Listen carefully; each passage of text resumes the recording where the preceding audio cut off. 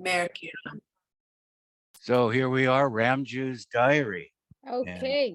And Hadi is the first reader. Okay. Jai Baba. Dear Baba. Ali. Third food journey, Bombay to Sakori. October 31st, 1923. Nimbangao Jalika. If I'm pronouncing anything wrong, please correct me. We won't know. Being dog tired the previous evening, we were allowed the most welcome liberty of keeping in bed till late hours this morning. This refreshed us to a very great extent when we got up today.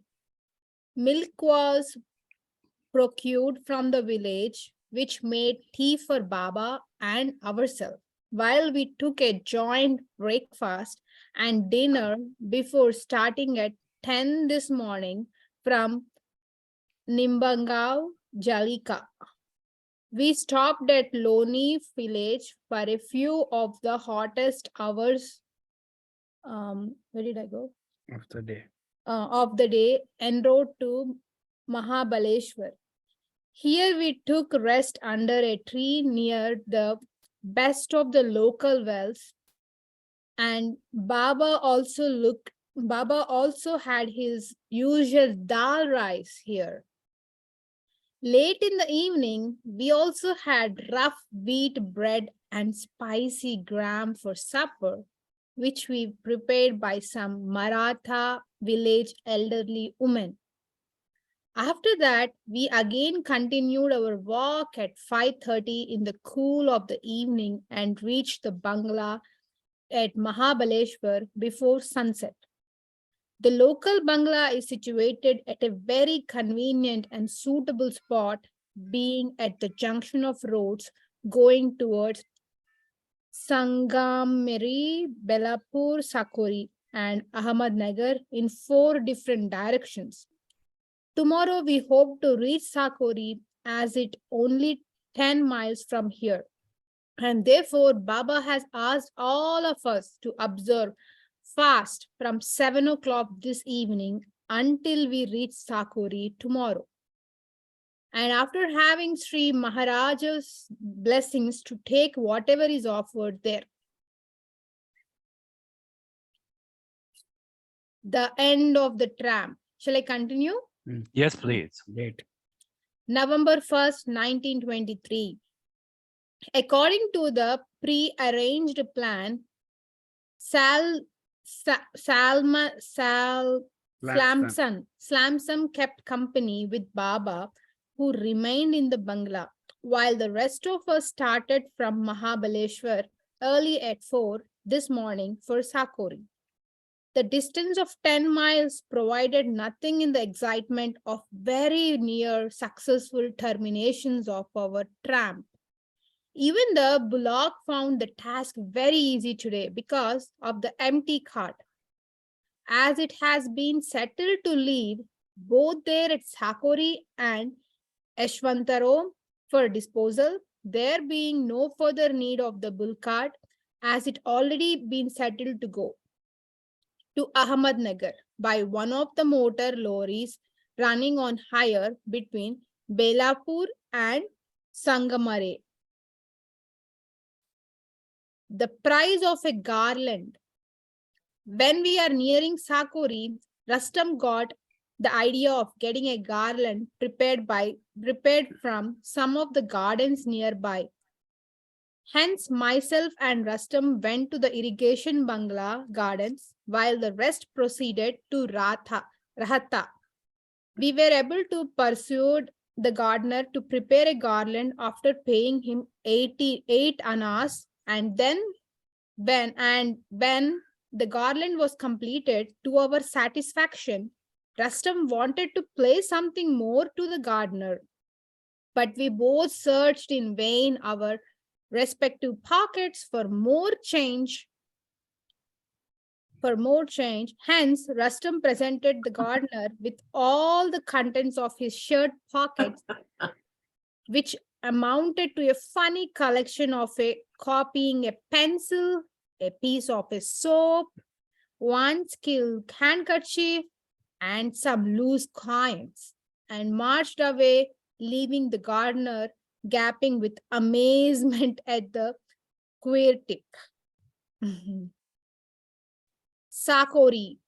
Both of us joined the rest of the Mandali who were waiting for us at Rahata together with Vaji Further, Padri, and Gurjorji, who had just arrived by train from Bombay under Baba's instruction. So, together with all, we started again, and after a few minutes' walk from Rahata, we reached Sakori. And thus, by God's grace, our journey ended in safety and success on the 14th day since we left Bombay, a very suggestive figure for our party. It is almost since a last lapse of 12 months that I have come to Sakori, and a general all around change seems to have taken place here.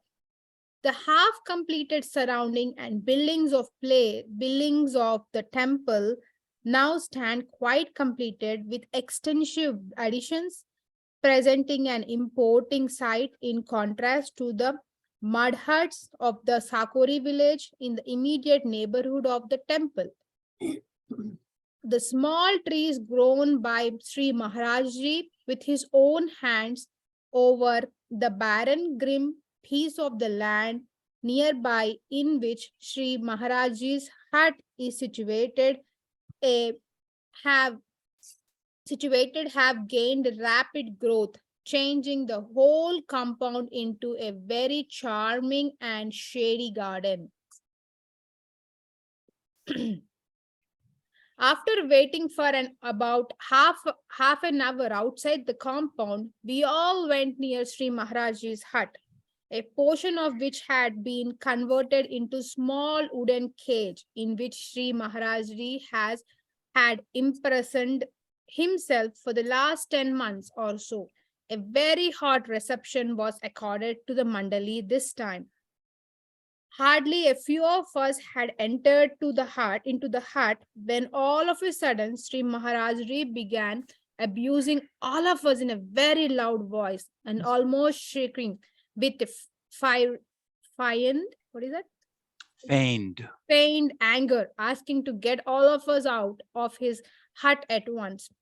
Thus, amidst a shower of choice adjectives and volleys of abuse as well as threats, we beat a hasty retreat and again came to our position of waiting outside the compound, most of us not even getting a proper look at Sri Maharaja's imprisoned body. Though we had been made to expect some things of this sort by Baba, yet the actual performance caused a great roofie among us. This was the first time that Baba Mandali as a whole received the privilege of Sri Maharaja's real appreciation in the right way, which is of course quite opposite to the ordinary routine, bearing out the truth of the well-known saying, the way of the perfect master is topsy-turvy. Sri Maharajji, who used to greet us with all the smiles, spend hours in amusing us with interesting explanations and advice, and take personal care that we are afforded all possible conveyances when we went to see him by train and carriage. Now, this time, when we have traversed a distance of nearby 200 miles on foot for his august blessing, ousted us from his presence and left us to ourselves, pitied and advised by most of the people and visitors there, considering Sri Maharajji to be really angry with his beloved spiritual son, his crown prince, and his heirs Mandali. After a few minutes of this storm, Sri Maharajji sent for Gustaji, Sadashiv, and Behramji, one after the other, giving each of them a special treat of his appreciation. They began first three important members of Meher Baba's circle. In the course of his abuses and remarks, Sri Maharajji gave out some suggestive hints such as goods have put me in a cage and yourselves go about from place to place. Have you obliged me by walking 200 miles? And finally, keep to what you are doing under instructions of whomever is your somebody. Also, go as soon as possible back to where you have to go return, and so on. In spite of repeated hints about allowing the rest of the mandali to come before him by Gustaji, etc., Sri Maharajji did not seem to want the party to come in the hut. Upon this, after their return, we inquired of Sri Maharajji, though Yashwant through Yashwant, if we could have his blessing without coming in the hut, but only from outside the distance of a few yards before leaving Sakori. To this, we were informed after the lapse of 1 hour that we could pay our respect from the compound gate and not to enter the compound too, and to leave Sakori at once. In the meantime, our fast was ended with the tea served to the party by Durga Mai. Soon after receiving Sri Maharaj's final instruction, we left Sakori after having his blessing from the compound gate. However, we were not satisfied with the improper view from such a long distance of impersoned body of his greatest divine personality of the age. Durga Thank you. Mai. Okay. Thank you very much. Hari Priya, correct? Yeah. Priya means light, right? Priya means lovable. Oh, lovable. Lover. Mhm. Uh-huh. Okay, Priya Betty, could you continue? Oh, lovable. Durga Mai and Yeshwantrao gave us bread, spicy gram, sweets, and fruits for our meal, which we took at the outskirts of Rata, near a canal, and after resting for a while, we continued walking back to Babaleshwar. Our bullock cart was left with Yeshwantrao as prearranged, and thus, for the first time, Aga Baidul accompanied us on foot.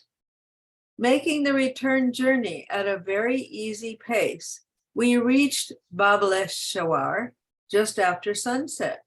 After taking the hot breads with the dish of rice vegetables at supper, which according to his characteristic care and kindness for the mandali, Baba had arranged to be kept ready for us, a couple of hours were passed very interestingly in discussing our experiences of the day, as well as listening to Baba's explanation thereon. November 2nd, 1923, starting from Babaleshwar.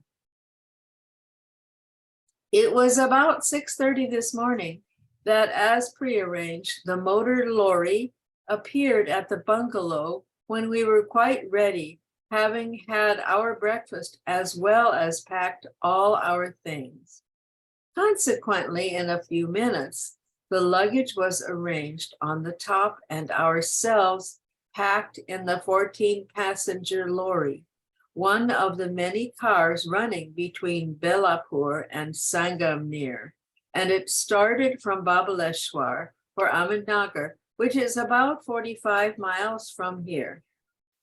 Half of the distance was hardly reached when some trouble arose in the engine of the car, which made us break our journey at Rahuri village.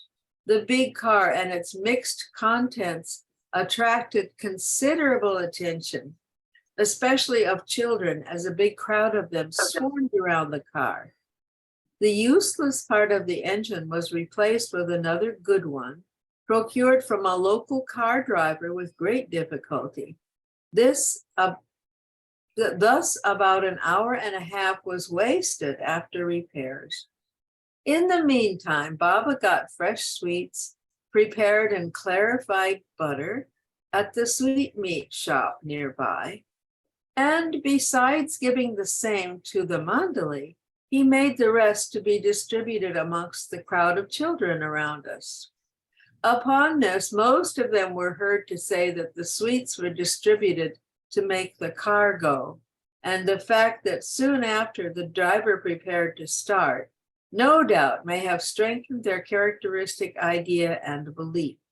The convalescent engine would not start by the handle, and so the crowd proved very handy in pushing the car into motion when amidst loud cheering we left Rahuri.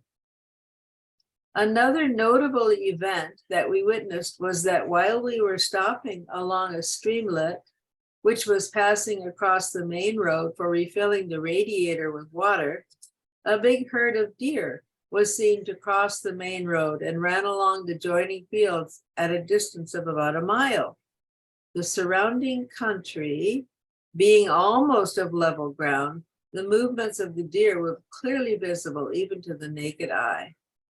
At the same moment, another car came up the spot from the opposite direction with a hunting party, and naturally it stopped just a few yards ahead of us. Someone jumped out with a gun, followed by a couple of servants, and the former began to move carefully in the direction in which the deer seemed to come.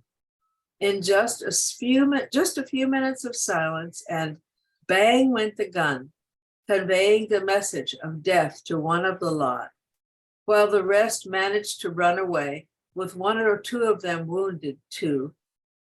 Thus, the cruel and savage sport came to an end.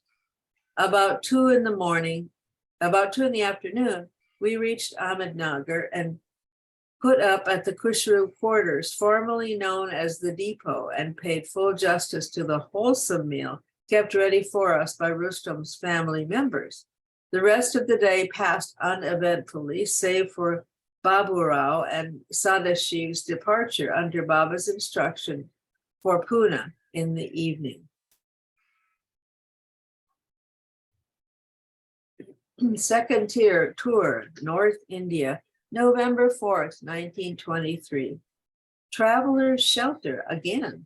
Since our arrival at Kushru quarters for the last 2 days, we had a general wash up and shave, which was so very necessary after the tramp, and became our old selves again. Though Baba had already declared his plan of putting up in the local traveler's shelter near the station later on, yet it was a surprise for us to see Baba abruptly leaving the quarters this morning with Gustaji, apparently for Rustom's indifference toward him, without even waiting for us to finish with the breakfast, which we were about to take at the time. As per orders, we too followed Baba after a hasty breakfast to the shelter, and thus it was for the second time that we all lodged there. The whole day was passed discussing for the 1000th time the different routes to Persia and the general pros and cons of traveling in that country in different sections of the year. After a lengthy conference, entailing hours of discomfort, pain, and vexation to the parties concerned, the following practical plan resulted for the first time out of such wild goose chase deliberations. That is, that the following members besides Baba to form the party: 1, Gustaji; 2, Bairamji; 3, Adi; 4, Doctor; 5, Vajifdar; 6, myself; 7, Agabaidul; 8, Padri; 9, Slamson; 10, Masaji; 11, Nervous. To start for Persia in the middle of February via Bandar Abbas, to pass the interim at or near Karachi, all to sign on a stamped paper to this effect. In short, one, the signatories undertake the journey of their own free will and not responsibility. Hereafter, they do not expect any kinds of external and financial help from Baba, as well as any definable internal benefit within a fixed period. Further, they had accompanied Baba for an indefinite period, leaving all hopes of ever returning to India if need be. However, Doctor and myself are not bound as regarding the last clause, as we will be free of all bindings and promises after the 28th of February, 1924. Subject to the above plan, it was also settled that we all should start for Karachi on the 11th, with the exception of Ajit Dar, for whom Baba decided that he should stay in Bombay and continue his book duty up till December. It was further decided that myself and Doctor go home for a few days and Padre to Bombay for transport and other arrangements. The Mandali's complete surrenderance to Baba as their teacher and master cannot solely be laid to their credit, as due regards must be paid to Baba too, for the clever as well as laborious methods through which he brought about this. Thank you, Priya Betty. Okay. Priya Merkiran, could you continue, please? Yeah, thanks. November 5th, 1923. Second agreement signed. According to the prearranged plan, we were busy bringing our things from the quarters in the morning. In the afternoon, after careful consideration, we put our signatures on the stamped paper, which had already been procured for the purpose regarding the Persian tour. This is the second time since leaving the Manzil that we all have had to give our consent in writing and on duly stamped paper. Myself, Doctor, Wajifdar, and Padri left Nagar this evening, reaching Pune at 9 p.m. We all engaged carriages and went direct to Hazrat Babajan. She seemed to be in a pleasant mood. As usual, we left her after paying our respects within a few minutes, and we all separated, going towards our respective places. November 10, 1923. Home sweet home. Since coming here on the morning of the 6th, the last 4 days were passed very well, enjoying the change.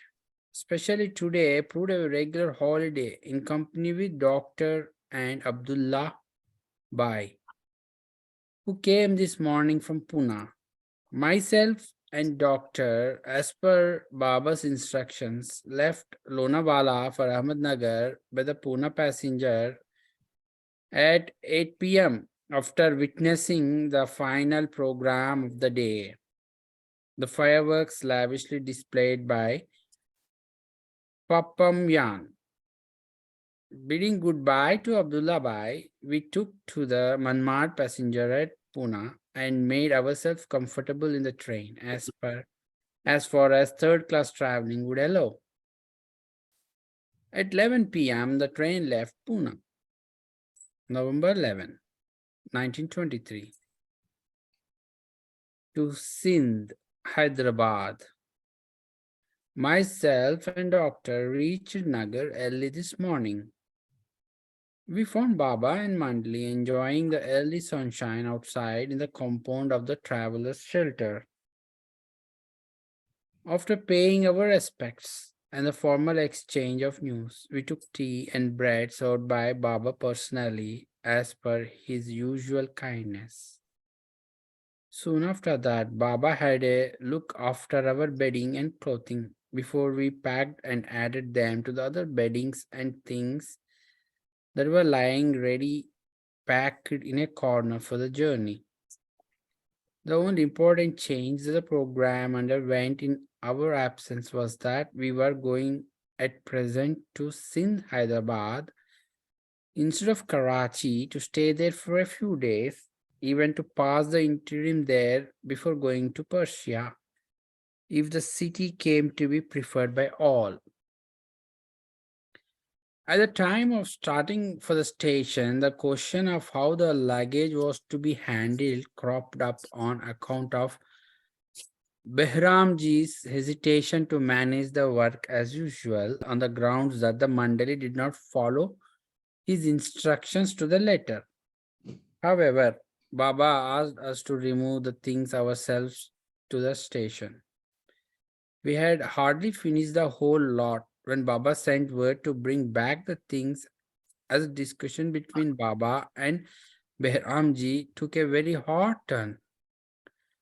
But the matter was soon resolved by the acceptance of the managership by Behramji. Baba drew the special attention of the stronger members of the party to luggage handling. Consequently, most of us had to return back again to the station from the midway with our respective handicaps. But on account of all this, great haste had to be made in getting the things weighed, booked, and put in the train all by ourselves, which was already on the platform.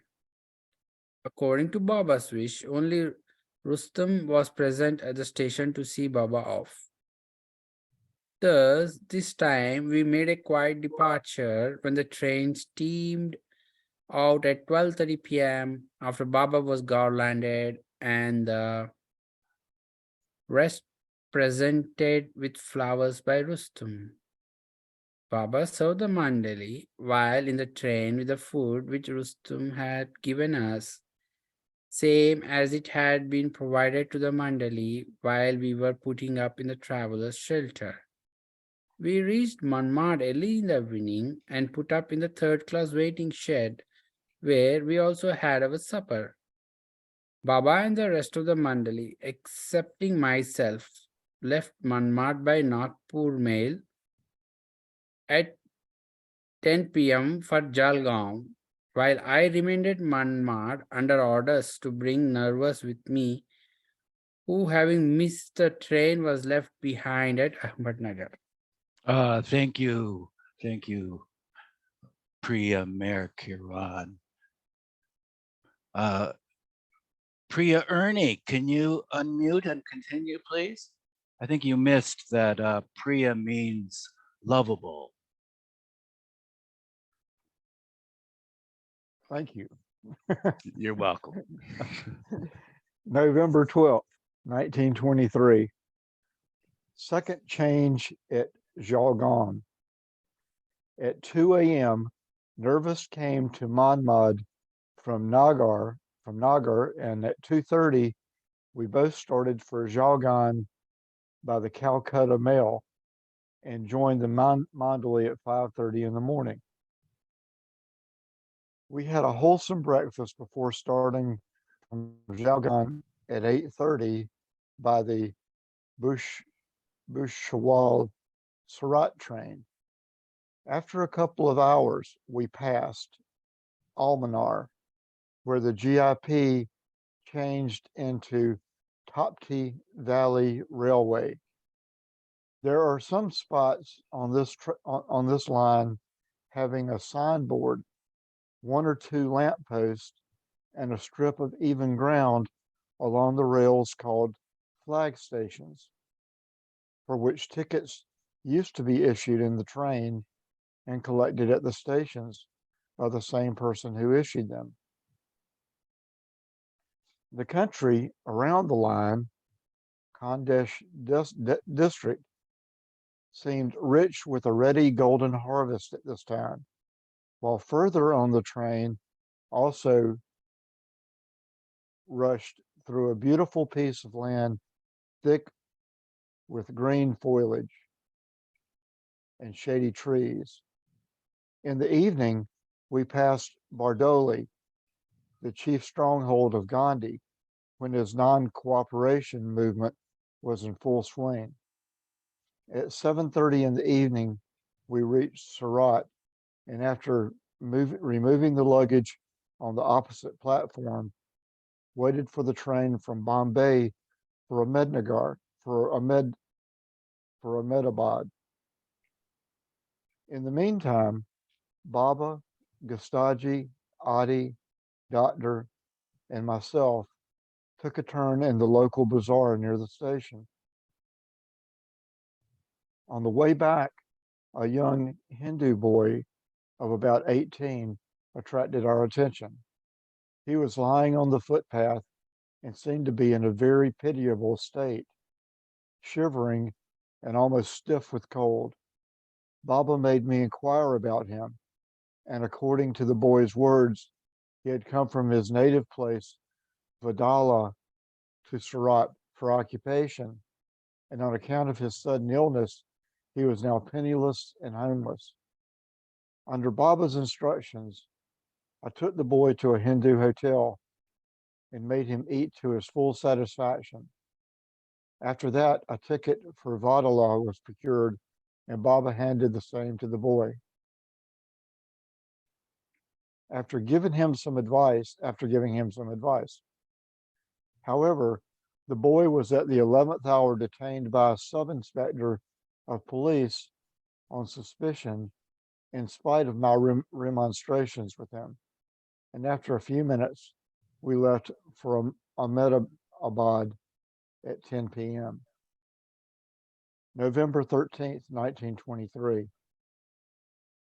Fourth change at Ahmedabad. Early morning saw us at Ahmedabad.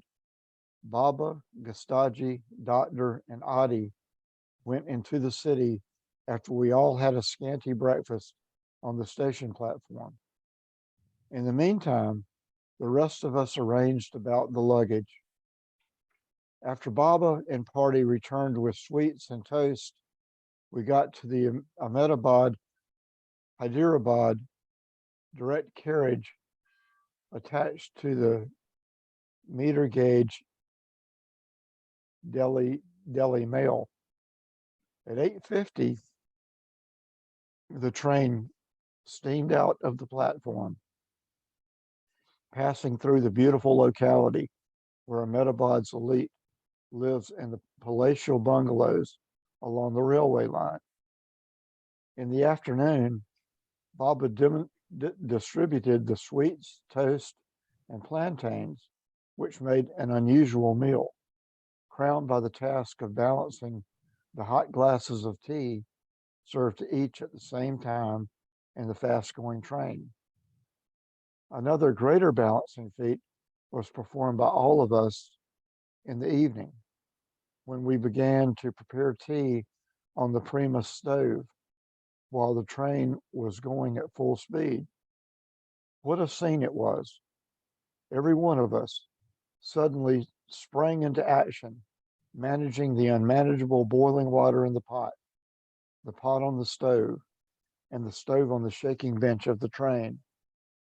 After a great excitement, the trouble was brought to end at the cost of many scorched hands, fingers, and tongues by hasty preparation and equally quick distribution and consumption of the tea together with the remaining toast, making a hasty supper. At about 7 p.m., our carriage, after being detached from the mail, was attached to the JB Railway passenger train at Marwar Junction, thus saving us the trouble of undergoing a fifth change. Soon after, the train left Marwar with the whole compartment to ourselves, which fact enabled us to retire for the night very comfortably, of course, from the third class traveling point of view. November 14th, 1923. The quiet city. Almost the whole run of the train from Marwar to Hyderabad was through barren desert with sand flying in volumes, proving a regular nuisance. At 12:30 in the afternoon, we reached our destination, Sind Hyderabad. Baba, Baramji, Gustaji, and Slamson went in the city to select a suitable shelter, while the rest of us waited at the station. We looked forward to sightseeing this great city of the Sindh, which looked very quaint on account of the peculiar contrivance for ventilation on the top of almost every one of the buildings that came to our view from the platform. Though being accustomed to sudden changes, still we were a bit disappointed when Baba returned from the city and asked us to prepare to proceed to Karachi by the train, which was due in a few minutes. The reason for this sudden change was explained by Baba, that he found the city almost enveloped with dust and sand, which kept on flying all the time there. A very great haste had to be made. Every carriage packed with passengers, like sardines in a tin. However, we managed to squeeze in the Quetta Karachi Mail of Northwest Railway, an exceptionally fine and very smooth running train. At about 6:30 in the evening, the train steamed into the Karachi cantonment station. As per Baba's wire from Hyderabad, only Bailey was present at the station. Baba got down here with Skastaji and Adi to approve the best of the lot of places and houses that Bali had, according to previous instructions, selected for our stay. We continued on towards the next city station because it afforded better facilities for the handling of the luggage. After removing the things from the platform, we waited Baba's return at the station. After a couple of hours, Baba returned by Victoria, having approved a bungalow near Soldier Bazaar. More Victorias were hired, and we all repaired to the bungalow. Having already taken our supper in the train, we soon went to sleep on the dusty floors of the house. Thank you. Thank you, Ernie Priya. Mahu Priya, could you unmute and continue, please?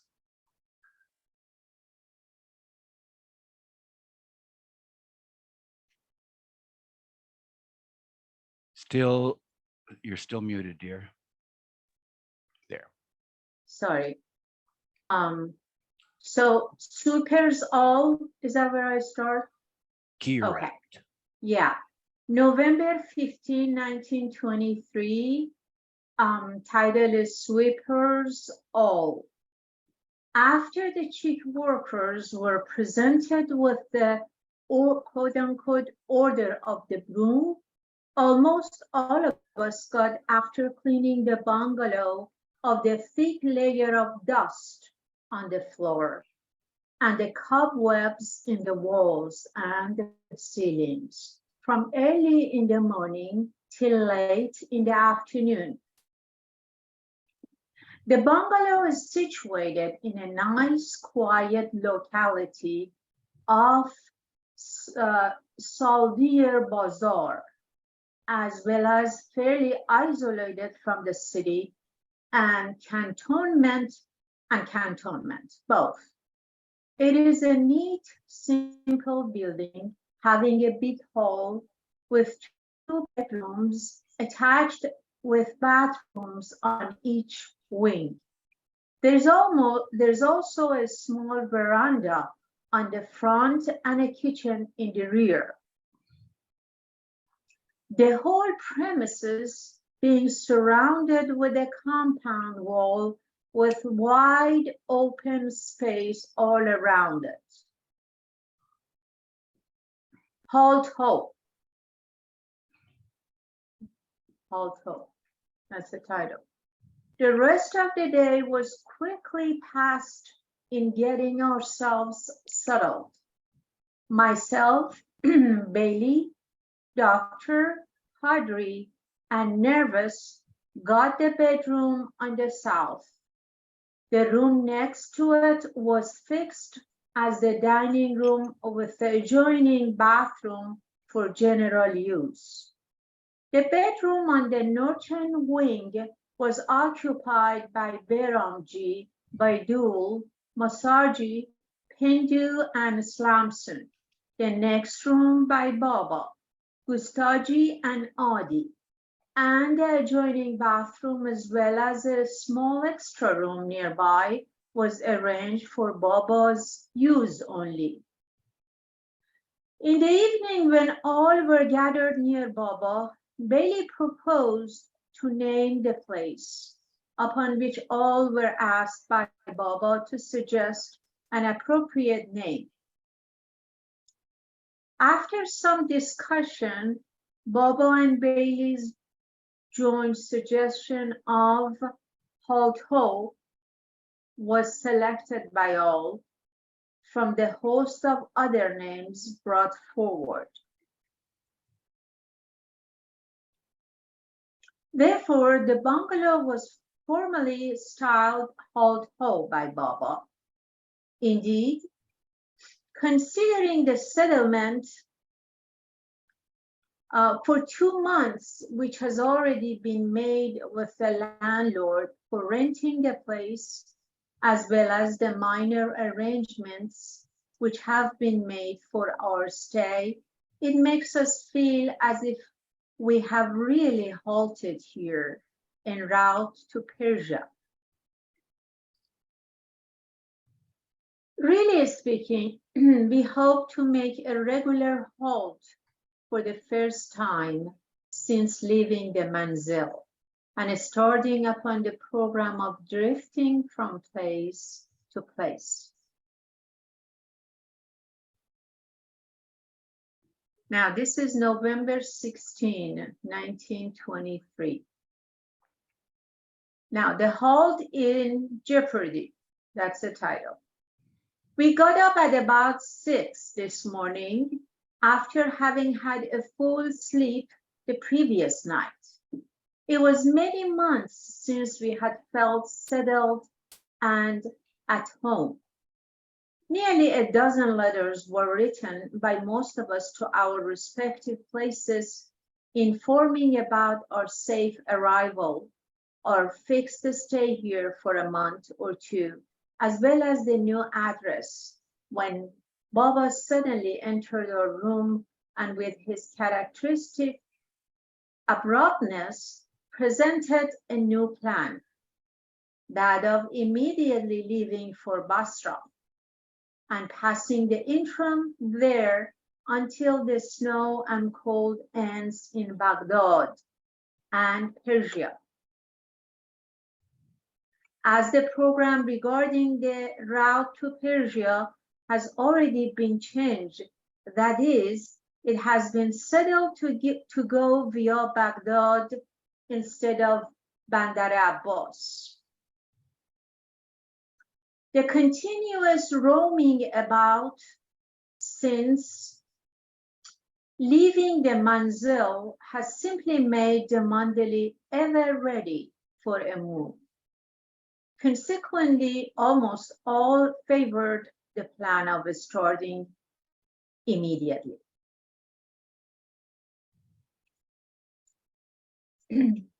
The quiet morning began to buzz with the excitement of discussions and preparations. Vajiftar was wired to send the passports and money, while Bailey went in the city to inquire about the steamer and to inform the landlord, etc. Myself and Doctor accompanied Bailey in the carriage to the camp for Friday prayers. Having an hour at our disposal, we took a turn in the principal commercial streets nearby and passed an interesting hour in witnessing the good many shops on modern lines there. At 2 p.m., we again went in the mosque, and besides the usual prayers, we joined the special prayer for the freedom of Jaziratul Arab. After prayers, I took Doctor to Pilamai's place for him to join Bailey, who was waiting there. After being cordially greeted by Pilamai, we took tea, and having a look round the place where we had put up last time, we departed.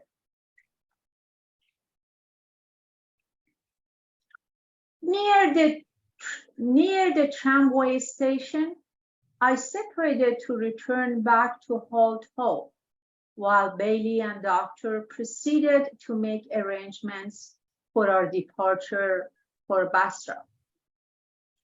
Unhappily, the tram for Soldier Bazaar had just left, and the poor tram service provided another car only after half an hour, so I preferred to walk the distance. When I got back at Jolt Hall, the excitement about Basra and Baghdad was still rampant. But in the evening, matters again took a turn, and there began to be disfavor on account of the news of keen cold and malarious mosquitoes there.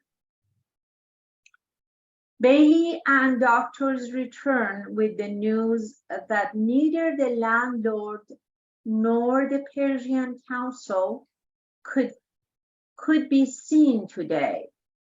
Put an end to the storm in the teapot, and it was finally decided to halt at Holt Hall. Thus, we witnessed a very engaging and exciting time today. Let's see what the exciting time is. Now it's November 19, 1923, and the title is Dr. Cut Napping.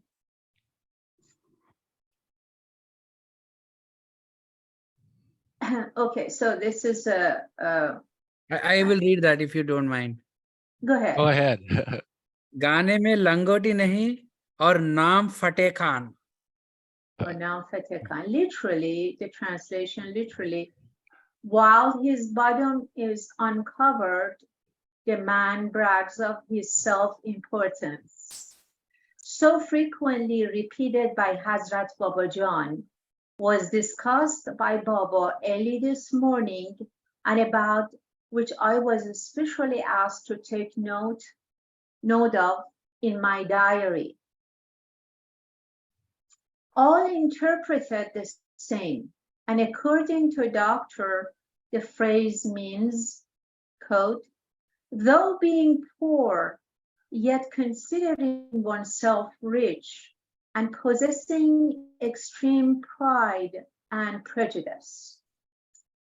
The reason for all this storm was doctors keeping in bed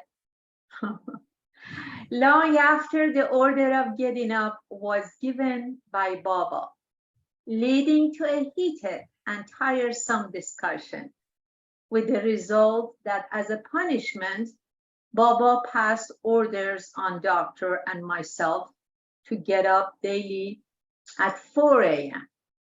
and after taking bath with cold water to attend the morning prayers in the mosque. Yes, they both are Muslim. Perfect, Priya Mahu. We'll pick up here next week. Okay.